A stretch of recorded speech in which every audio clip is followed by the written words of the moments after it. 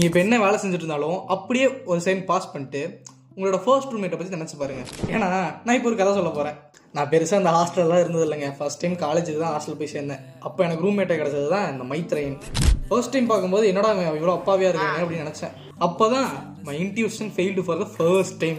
பையன்லாம் நல்லா பையன் தான். ஆனால் என்ன அப்பப்போ இந்த பிளேட்டு வாட்டர் பாட்டில் கொண்டு போய் வேற ரூமில் போட்டு வைக்கிறது, ஐடி கடை மாற்றி போட்டு போகிறது, தூங்க விடாமல் தொல்லை பண்ணுறது, அதை கூட மன்னிச்சிடலாம். ஆனால் இந்த காலையில் அலாரம் வச்சுட்டு இவன் எந்திரிக்காமல் நம்மளை எழுப்பிடுவான் பாருங்க.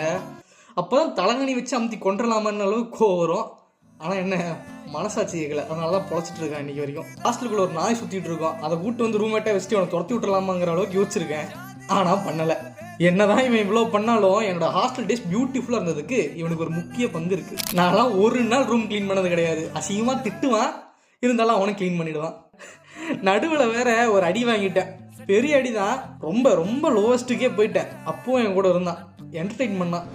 அண்ட் மிஸ்ஸஸ் மைத்ரேயன், நீங்கள் யாருன்னு எனக்கு தெரியாது, அவனுக்கே தெரியாதுன்னு நினைக்கிறேன். நீங்கள் யாராக இருந்தாலும் நீங்கள் ரொம்ப கொடுத்து வச்சவங்க.